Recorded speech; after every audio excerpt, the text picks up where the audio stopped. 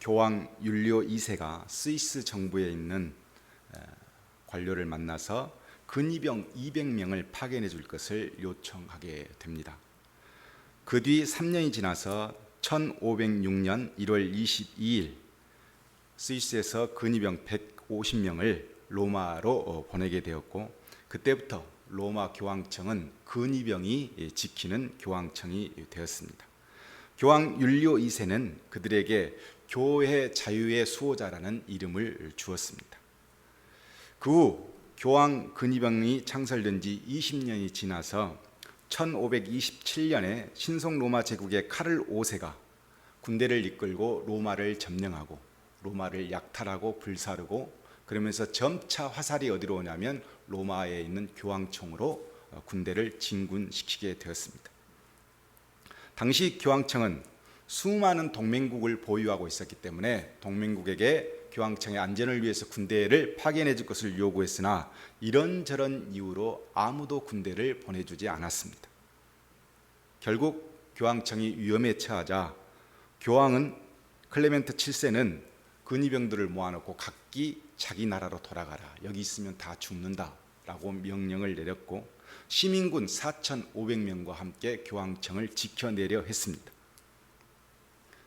그런데 유독 스위스 근위병만큼은 자기 나라로 돌아가지 않고 마지막까지 교황을 지키는 일에 자신들이 최선을 다하겠다, 명세한 것을 지키겠다, 이렇게 다짐을 합니다. 그래서 교황청의 근위병 189명 스위스 근위병만 남고 모두 돌아가고 없었고, 그래서 전쟁을 치르게 되었습니다. 신성 로마 제국의 용병대가 마지막 교황청을 침입했었을 때 이 교황 클레멘트 7세를 보호하기 위해서 이 189명의 스위스 근위병들은 목숨을 다해서 그 베드로 성당 계단에서 수십 명이 죽어가기 시작했습니다. 마지막까지 이 교황을 지켜내면서 189명의 군인이 147명이 전사하도록 그들은 최선을 다하고 지켜냈습니다. 그 이후 이 사실이 교황 바오로 3세가 알게 되었고, 그때부터 교황청은 모든 근위병은 앞으로 스위스 병사에게만 고용할 수 있도록 그렇게 교황령으로 선포하게 되었습니다.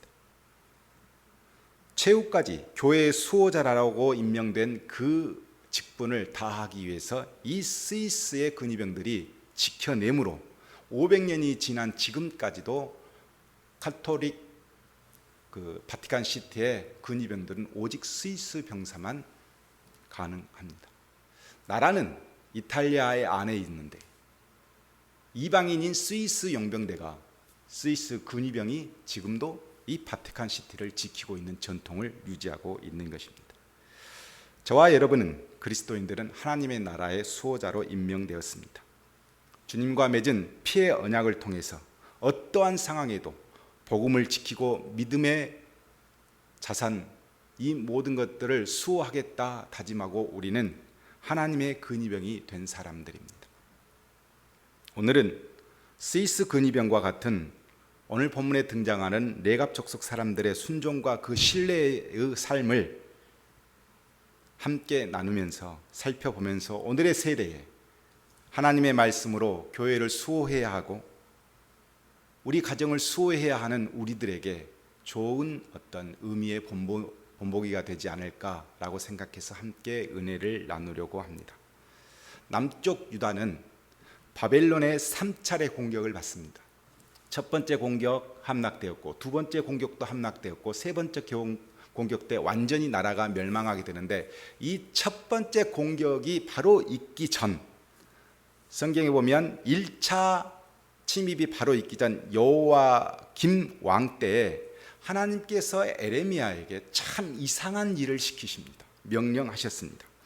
우리 오늘 본문 바로 1절에 보면, 35장 1절에 보면 성전에 빈 방이 하나 있는데 거기에 레갑 가문의 사람들을 초청해서 그들에게 포도주를 권하도록 그렇게 하나님께서 시키신 겁니다. 그래서 오늘 본문 5절에 보면 포도주를 권하게 되었고 이들이 포도주를 거부하는 장면이 등장합니다. 일반적으로 포도주를 마시지 않는 경우는 제사장들이 제사를 지냈거나 레위인들이 제사적인 업무를 감당했거나 아니면 나실인들이 서원을 했거나 이 세 가지 경우는 포도주를 잘 마시지 않습니다. 그런데 이 레갑 사람들이 포도주를 마시지 않는 것에 대해서 6절과 7절에 이렇게 자신들이 설명을 합니다. 우리는 포도주를 마시지 아니하겠노라. 레갑의 아들 우리 선조 요나답이 우리에게 명령하여 이르기를 너희와 너희 자손은 영원히 포도주를 마시지 말며 너희가 집도 짓지 말며 파종도 하지 말며 포도원을 소유하지도 말고 너희는 평생 장막에 살아라. 그리하면 너희가 머물러 사는 이 땅에서 너희 생명이 길리라. 이렇게 선조 요나답이 유언을 남겼습니다. 하나님의 언약의 땅에서 복받고 은혜받고 평생 잘 살 수 있는 방법이 세 가지가 있는데 그 세 가지는 포도주를 마시지 말고 농사를 짓지 말고 집을 짓지 말고 살아라. 이 유언을 남겨준 것입니다. 그래서 레갑 자손들은 자기 조상 이 여호답이 한 그 유언을 지켜서 마시지 않겠다는 것입니다. 그렇다면 조상 요나답이 도대체 누구이기에 그런 유언을 남겼고 그 유언을 지키고 있는 것일까 살펴볼 필요가 있습니다.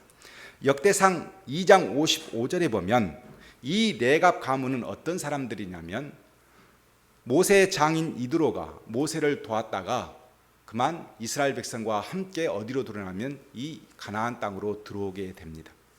그 사람들을 겐 사람들이라 이렇게 불렀고 이 사람들은 그때부터 이 이스라엘 백성과 함께 공동 생활을 하게 되어지는데 이 레갑 가문은 바로 아브라함의 후손이 아닌 겐 사람 이드로의 후손인 사람들이었고 이 사람들이 함께 동거하게 된 것입니다. 그런데 열왕기하 10장에 보면 하나님께서 가장 우상 숭배가 극에 달했던 아합 왕을 심판하시기로 마음을 먹었습니다. 북이스라엘 땅 아합 왕을 심판하시기 위해서 장수 한 명을 선택했는데 그 장수가 바로 에후였습니다. 이 에후가 하나님의 명령을 받고 아합 왕의 가문들을 모두 다 진멸하는 가운데 꼭 자기 오른팔과 같은 사람이 한 사람 필요했습니다. 그 사람이 여호나답이라고 하는 사람인데 이 여호나답을 함께 우리가 이 하나님의 종들을 죽이고 하나님의 백성들을 괴롭히는 이 아합 가문을 진멸하자 했더니 여호나답이 함께 힘을 보태 주었고 그래서 반정에 성공하는 장면이 성경에 등장합니다. 그런데 이 에후가 당시 하나님을 버리고 바알을 숭배하는 사람들을 한꺼번에 다 진멸하기 위해서 어떤 계략을 하나 꾸미게 되어지고 그 계략을 적극적으로 이행했던 사람이 여호나답이라고 하는 사람인데 이 여호나답을 오늘 본문에 요나답이라고 표기한 것입니다. 그러니까 여기에 나오는 요나답은 여호나답, 당시 바로 에후가 북이스라엘에 우상 숭배했던 왕가를 진멸하기 위해서 선택한 사람이 바로 이 여호나답이었고 이 여호나답이 당시 우상 숭배자들, 바알 숭배자들을 철저하게 진멸하는 바로 주인공이었습니다. 그 여호나답이 죽으면서 이렇게 유언을 세 가지 남긴 것은 아합 가문과 바알 숭배자들을 하나님의 이름으로 심판하면서 느끼고 깨달은 것이 있었습니다. 그것은 뭐였냐면 바로 어쩔 수 없이 바알을 섬길 수밖에 없는 환경에서 살고 있는 이스라엘 백성이 타락했다 하는 것입니다. 가만히 보니 이 사람들이 농사를 짓습니다. 농사를 짓는데 이 농사를 잘 지어서 창고를 짓고 거기에 저장하고 그 저장된 것을 먹고 마시면서 자연스럽게 누구에게 절을 하냐면 농경의 신 바알에게 풍요를 약속해 준 그 신에게 자연스럽게 접촉을 하더라는 겁니다. 사회적 환경이. 그래서 가만히 보니까 이 사람들이 어떻게 예배를 드렸냐면 포도주를 다 짜가지고 술에 취해서 성적 쾌락을 느끼면서 바알에게 제사를 지내고 이것이 너무 사회 분위기나 농경 환경이 딱 맞아떨어져서 다 그렇게 죄를 지을 수밖에 없도록 몰고 가는 것을 이 사람이 확인한 것입니다. 어떻게 하면 내 후손들만큼은 하나님의 말씀대로 살고 저 바알신을 모시지 않는 그런 백성으로 남겨줄 수 있을까? 요나답이 그 처형의 현장에서 깨닫고 깨달은 것이 뭐냐면, 그래, 농사를 짓게 하지 마라. 농사를 안 지으면 창고를 안 짓고, 그렇게 되면 사회에 휩쓸리지 않은 민족이 될 것이다. 두 번째, 포도주를 취하지 않도록 해야 되겠다. 술 취해서 이방신을 섬기고 성적 타락에 빠지는구나. 그래서 포도주를 먹지 말도록 했습니다. 그런 다음 집을 짓지 않게 했습니다. 집을 짓고 나니 그 문화에 접촉하게 되고, 집을 짓고 나니 풍요를 자꾸 쌓는 데 목적을 두고, 그러다 보니 하나님의 말씀대로 살지 못하더라 라는 것을 깨닫고 이것을 금지시켜 버린 것입니다. 그래서 후손들에게 농사를 짓지 말고 포도를 취해서 먹지 않도록 했고, 집을 지어 풍요를 축적하는 그 바알신을 모시는 사람들처럼 살지 않도록 하기 위한 요나답의 고민되고 고민된 조치 3가지 유언이었습니다. 10절에 보면 요나답 후손들은 이렇게 고백합니다. 장막에 살면서 우리 선조 요나답이 우리에게 명령한 대로 다 지켜 행하였노라 그랬습니다. 레갑의 자손들은 조상 요나답의 유언대로 무려 230년이 훨씬 지난 그 기간 동안 포도주를 마시지 않고 집을 짓지 않고 농사를 짓지 않기 위해서 직업을 다 바꿔버렸습니다. 그것이 뭐였냐면 바로 장막 생활하는 유목민이었습니다. 그들은 목동이 되었고 목자가 되었습니다. 그렇게 해서 열심히 살고 있는데 북이스라엘 땅에 바벨론 왕 느부갓네살이 어느 날 공격을 해서 점령을 해버린 겁니다. 그래서 이 사람들은 집이 없잖아요. 농사를 짓지 않잖아요. 그러니까 재빠르게 천막을 걷어서 어디로? 믿음을 지키기 위해서 예루살렘 땅으로 신속하게 이동할 수 있었던 겁니다. 그러면서 철저하게 230년간 조상의 유언을 지켜왔습니다. 그런데 에레미야가 포도주를 먹으려 하니 그것도 거부한 겁니다. 조상들과 약속을 지키기 위해서. 바로 이때 하나님께서 14절에 하나님의 말씀이 에레미야를 통해 유다 백성에게 선포합니다. 레갑의 아들 요나답이 그의 자손에게 포도주를 마시지 말라 한 그 명령은 실행되었도다. 그들은 그 선조의 명령을 순종하여 오늘까지 마시지 아니하거늘 내가 너희에게 말하고 끊임없이 말하여도 너희는 내게 순종하지 아니하도다. 하나님은 레갑 자손들의 그 충성된 신의와 바로 유다 백성들이 가지고 있는 모습을 비교하면서 하나님의 말씀을 선포했습니다. 첫 번째, 레갑 자손들은 불완전한 인간인 여호나답이 전한 유언, 완전한 인간이 아닌 불완전한 인간이 자기가 깨닫고 전한 그 유언 3가지를 230년간 한결같이 지켜냈는데, 유다 백성은 영원하고 완전하고 통치하시는 하나님의 말씀을 순종하지 않았다는 겁니다. 너무 비교가 됩니다. 인간의 말도 지키기 위해서 230년간 지켜내는데 하나님의 말씀도 지켜내지 못한 이 모습을 한번 너희들이 생각해 보라는 겁니다. 레갑 족속을 보고 한번 생각해 봐라 이겁니다. 두 번째는 레갑 자손들은 요나답이 단 한 번 유언을 하고 죽었습니다. 그런데 지켜냅니다.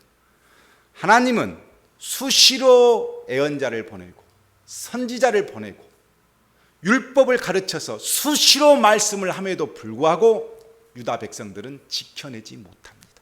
한번 비교해 보라는 겁니다.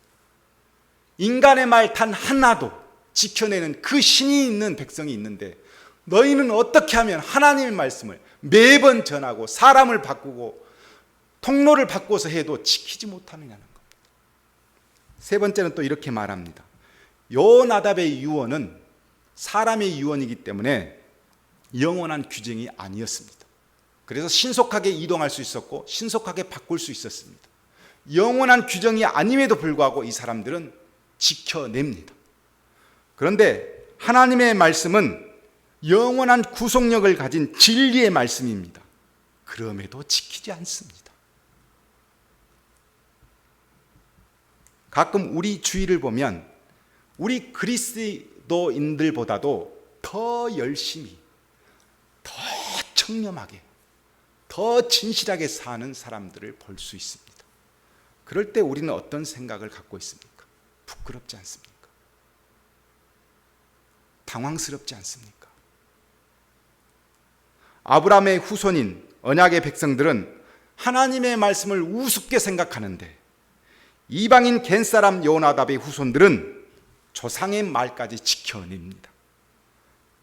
그런데도 유다 백성들은 부끄러워할 줄도 모르고 아무렇지도 않게 지나갑니다. 그래서 너희들은 심판을 받을 수밖에 없다는 겁니다. 이런 충성스러운 순종의 아이콘을 가진 바로 이 레갑 족속에게 하나님은 19절에 복을 선포하셨습니다. 그 복을 성경에 이렇게 기록해 놓았습니다. 레갑의 아들 요나답에게는 내 앞에 설 사람이 영원히 끊어지지 아니하리라 그랬습니다. 내 앞에 설 사람, 여호와 앞에 선 사람, 이것은 어떤 의미를 가지고 있냐면 여호와 앞에 선 사람은 제사장이나 제사 직분을 맡고 있는 사람들이나 즉 예배하는 사람들을 의미합니다. 그렇다면 하나님께서 이 레갑 족속에게 그런 은혜를 주셨으니까 이 레갑 족속들이 비록 이방인들이었으나 하나님과 제사와 밀접한 일들을 행했거나 아니면 늘 예배하는 어떤 자리에서 하나님과 함께 하지 않았을까라고 우리는 역사적 어떤 사실들을 추적해 보아야 하는데 그 성경 이후에 아무 기록도 없습니다. 그런데 유대인들이 성경을 주석으로 달고 있는 미슈나라고 하는 이 책에는 레갑 족속들이 매년 성전에 필요한 나무를 가져왔다는 기록이 있습니다. 물을 공급하고 나무를 가져온 조용하게 일을 했던 사람들이 이 레갑 족속이었다라고 기록에 있다는 겁니다. 성경의 유일한 기록을 보면 느헤미야 3장 14절에는 이 느헤미야가 성전은 지어져 있는데 성벽이 없으니까 너무 성전이 위험한 거예요. 그래서 성벽 공사를 했는데 그때 분문이라는 공사를 바로 레갑 족속들이 맡아서 완성했다라는 기록이 등장합니다. 레갑 족속은 늘 하나님 중심의 삶을 살았으나 제사하고 관련된 일은 하지 않았습니다.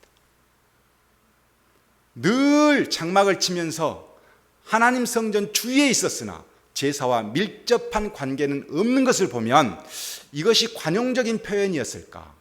여호와 앞에 선 사람, 이 복을 받은 것은 그냥 관용적인 내용이었는가 보다 이렇게 다 이해했고 넘어갔습니다. 그런데 누가복음 2장에서 저는 아주 귀한 것 하나를 발견했습니다. 양을 치는 목자들에게 천사가 나타나서 예수 그리스도의 메시아 탄생 소식을 알려줍니다. 이 양을 치는 사람은 목동을 의미합니다. 왜 많은 직종 중에 목동을 제일 처음 천사가 알려주었을까? 그리고 이 목동들이 누구이기에 아기 예수를 경배하는 첫 민간인이 되었을까? 저는 이것이 너무너무 궁금했습니다. 성경은 그냥 넘어간 것이 없습니다. 이 사람들은 바로 목동들은 레갑의 후손이었던 겁니다.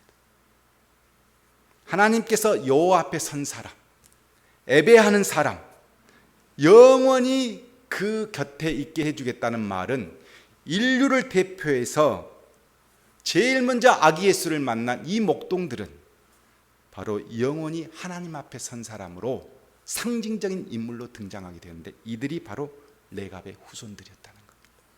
목동이었습니다. 당시 제사장들도 있었고 애언자들도 있었고 수많은 레위인들도 있었지만 아기 예수를 경배한 사람은 오직 단 한 사람, 목동들이었습니다. 제일 먼저 인류를 대표해서 아기 예수를 경배하는 이 직종의 사람들, 이 사람들은 레갑의 후손들이 분명합니다. 그래서 기록해 놓은 겁니다. 230년간 조상의 유언을 규율로 정하여 하나님께 온 마음을 던졌던 레갑 족속 후손들은 아브라함 후손들에게 교만과 온전하지 못함을 스스로 깨닫게 했을 뿐만 아니라 부끄럽게 만들었습니다.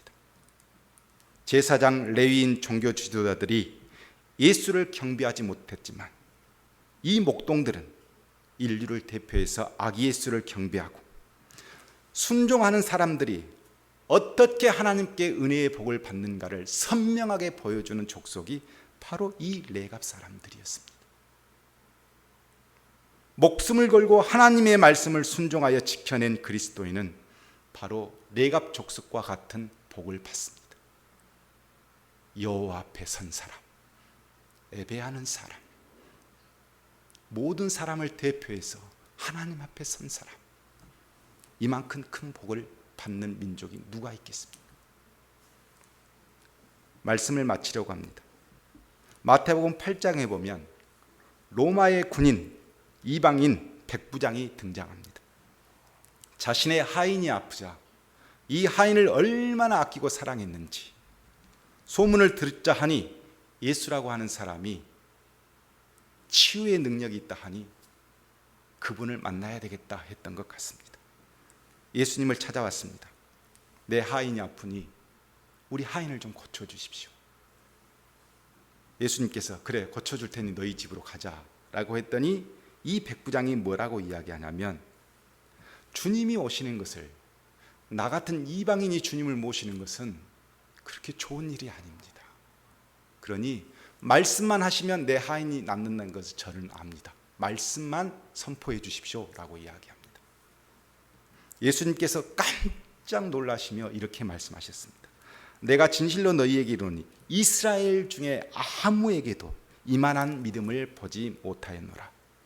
또 너희에게 이르노니 동서로부터 많은 사람이 이르러 아브람과 이삭과 야곱과 함께 천국에 앉으려니와 그 나라의 본 자손들은, 이스라엘 백성들은 바깥 어두운 데 쫓겨나 거기서 울며 이를 갈게 되리라 그랬습니다. 백부장은 이방인이었습니다. 그럼에도 불구하고 수백 년, 수천 년을 하나님으로 섬겼던 이스라엘 백성보다 더 깊은 믿음, 더 완전한 예수 그리스도에 대해서 이해하고 있습니다. 그리고 그 말씀 앞에 순종합니다. 하나님의 백성이 이방인들에게 복을 빼앗기고 삽니다. 마태복음 15장에도 비슷한 장면이 또 등장합니다. 가나안 여인이 자신의 딸이 귀신 들리자 예수님을 찾아와 치유해 줄 것을 부탁합니다. 이때 예수님께서 자신은 이스라엘 위해서 왔지 이방인을 위해서 보냄을 받지 않았다, 엄청 서운하게 말씀해 주십니다. 그리고 자녀의 떡을 개들한테 던져주는 경우가 어디 있느냐, 너는 개고 이스라엘 백성은 내 자녀다, 이렇게 말씀했더니 이 여인이 하는 말이, 주님 맞습니다. 저는 개고 이스라엘 백성은 하나님의 자녀가 맞는데 개도 주인의 밥상에서 떨어지는 부스러기는 먹고 살지 않습니까?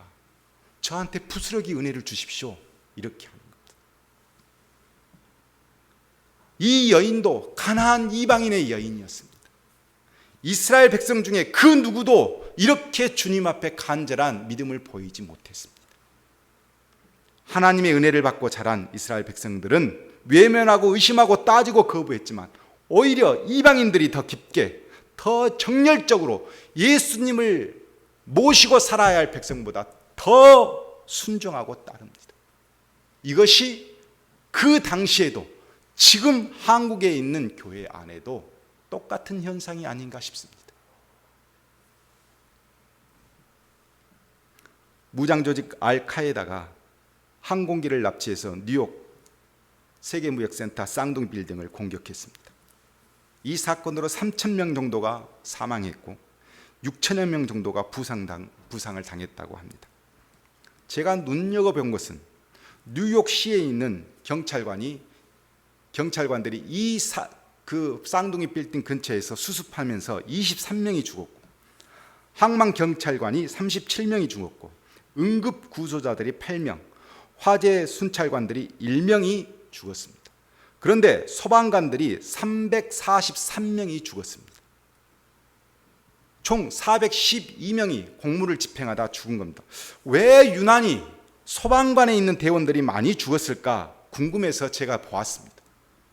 그랬더니 이 소방관 대원들이 쌍둥이 빌딩의 양쪽에 공격을 받고 무너질 거란 걸 다 알면서도 한 사람이라도 구출하기 위해서 그 빌딩 안으로 다 들어간 겁니다. 다 들어가는데 무너져 버린 거예요.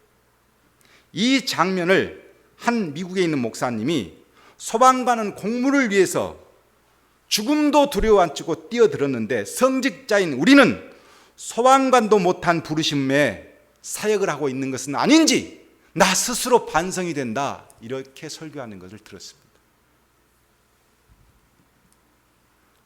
사람의 공무 집행도 목숨을 걸고 행하는데 하나님의 말씀을 집행하는 우리 성직자가 이들보다 못한 부르심으로 살고 있지는 않는가?